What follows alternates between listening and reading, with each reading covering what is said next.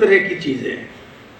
और उसी में से फिर ये धीरे धीरे विकसित हुआ कि भारत के लोगों का कोई एक ग्रंथ नहीं होगा मान्य। कई ग्रंथ हैं, कई पुस्तकें हैं, लेकिन धर्म ग्रंथ की भी मान्यता एक की नहीं है। बहु ग्रंथ, एक नहीं, 10 नहीं, 20 नहीं, सैकड़ों। और सैकड़ों क्या, जैसे 4 वेद के बाद कितने सारे उपनिषद और कितने सारे पुराण और कितने सारे आख्यान, ये भारत की विशेषता थी। तो उसमें से एक देवता नहीं पैदा हुआ, बहुत सारे देवता।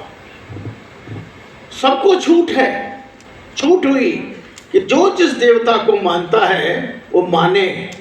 और अगर जो इन देवताओं के अलावा गांव वालों ने, शहर के कस्बे के लोगों ने अपने ग्राम देवता भी बना लिए हर जगह, गांव के बाहर करोड़ों देवता हो गए। तो ये समाज विविधताओं का समाज है, ये बहुरूपता का समाज है, ये बहुविचार का समाज है। इसके आधार पर हमारी संस्कृति संस्कृति उत्पन्न होती है। और वो कैसे होगी? तो ऋषियों मुनियों ने बहुत सारी बातें लिखी। देखिए, भारत में बहुत सी चीज़ें हैं जो विश्व में संभवतः सर्वश्रेष्ठ है।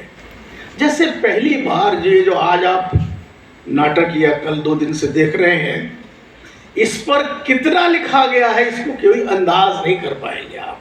हजारों साल पहले भरत मुनि ने नाट्य शास्त्र बनाया, नाट्य दर्शनम एक नाम का एक ग्रंथ बना। ये जो भरत मुनि का नाट्य शास्त्र है, इसको अगर आप, तो आजकल तो गूगल पे भी उपलब्ध होता है, आप खोलिए उसको देखिए।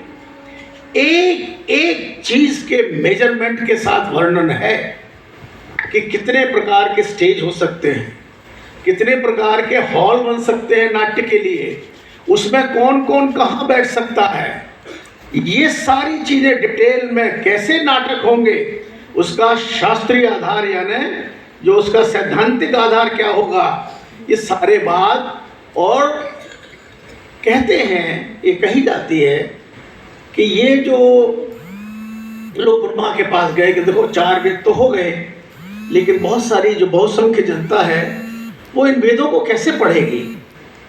तो उन्होंने 5वां वेद रचा, जो भरत मुनि का नाट्य शास्त्र था। अब नाट्य शास्त्र इसलिए रचा गया कि जीवन की जो बुनियादी मूल्य है, धर्म, अर्थ, काम, मोक्ष, इसको सही तरीके से समन्वयकारी दृष्टि से संधान कर सकें। लोक व्यवहार में क्या होता है, राजनीति, कला, नीति, युद्ध, प्रेम, समाजशास्त्र, ये थिएटर का आधार यानी उसकी विषय वस्तु बन सकती है। लेकिन मुख्य बात उन्होंने ये कही कि मेरी मुख्य चिंता ये है कि सारी जनता में रस आनंद उसकी अनुभूति होनी चाहिए। क्योंकि जीवन में अगर आनंद नहीं है, रस नहीं है, तो आपका जीवन नहीं है। इसलिए उन्होंने ये भी बताया कि कैसे देखना चाहिए नाटक। नाटक में दर्शक कितने प्रकार के होते हैं।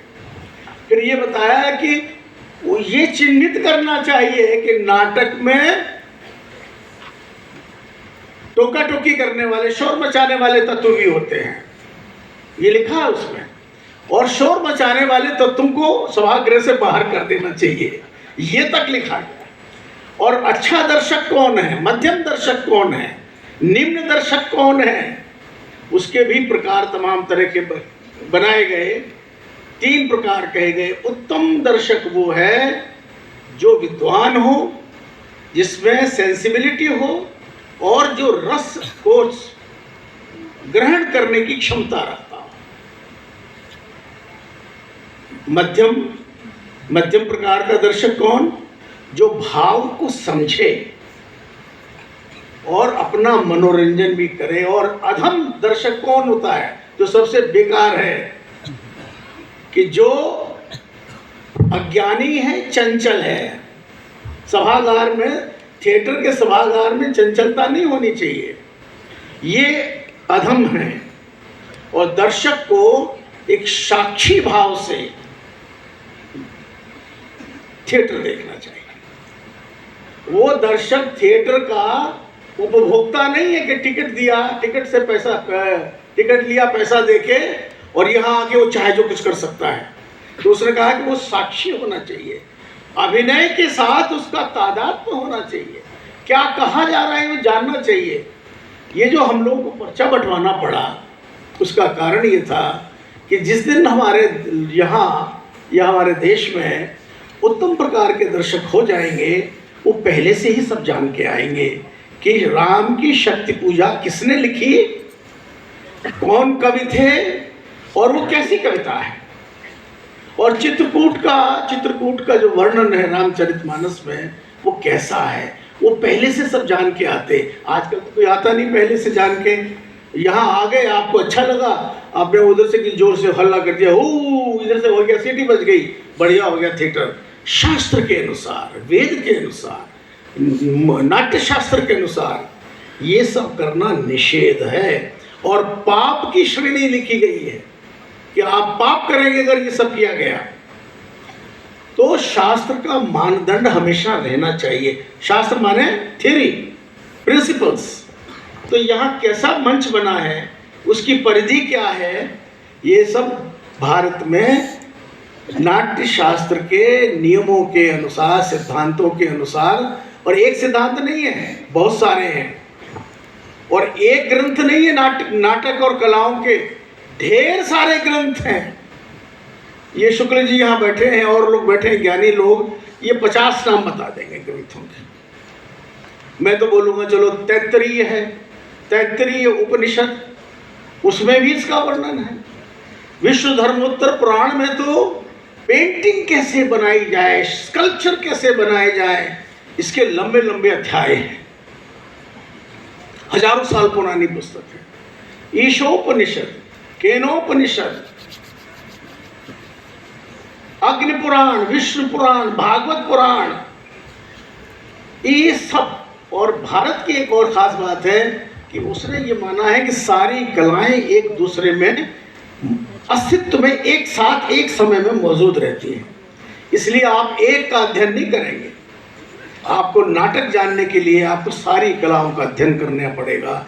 इसलिए मैं कह रहा हूँ बच्चों से कि ये जानो कि नाटक क्या है, ये जानो कि भारत की संस्कृति क्या है, भारत की सभ्यता क्या है, और कैसे आप उससे जुड़ जाएंगे। एक नारा और झंडा हाथ में लेने से आप संस्कृति के वाहक नहीं बन जाएंगे कि आपके हाथ में झंडा है और एक जोर से नारा लगाया, 100 लोगों ने उसका साथ दे दिया। नारा झंडा नहीं, अध्ययन, गूढ़ अध्ययन, गहन अध्ययन, और उसके बाद आनंद के रस। मैं उम्मीद करता हूँ कि इसके बाद आप लोग इन सब चीज़ों को जाकर के पढ़ेंगे और एक अच्छे दर्शक बनेंगे। और मैं उम्मीद ये कर रहा हूँ यूनिवर्सिटी से आज कि यहाँ अभी आपने थिएटर मंच की एक मामूली शुरुआत की है, थिएटर के क्लब की। कोई यूनिवर्सिटी कंप्लीटली अपना काम नहीं करेगी जब तक कि वो इन कलाओं के मंच यहाँ तैयार नहीं करे और बच्चों को वो सिखा करके उसके लिए तैयार नहीं हो। मुझे अभी कहने ना घोषणा कर सकता हूँ ना बोल सकता हूँ, लेकिन चाहता हूँ कि यहाँ विविध कलाओं के विभाग बन करके उन पर गंभीरता से काम होना चाहिए। वही ये हम लोग डिग्री बांटने की फैक्ट्री नहीं है। डिग्री आपको कहीं भी मिल जाएगी, नौकरी आपको कहीं भी मिल जाएगी। हमें अगर सही, सच्चा, बढ़िया, श्रेष्ठ इंसान और भारत का नागरिक बनाना है जो विश्व में क्षमता रखता हो, उसके लिए अपनी जड़ों से जुड़ी हुई इन सारी चीज़ों को हमें करना होगा और अपने ऊपर ये दायित्व लेना पड़ेगा कि ये दायित्व हमारा है और किसी का नहीं। धन्यवाद।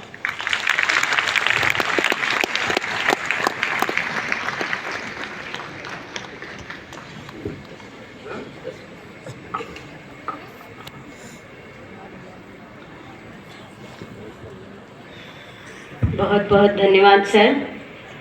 मुझे लगता है यहाँ उपस्थित सभी लोगों ने, जो हमारे फाउंडर चांसलर सर ने आपको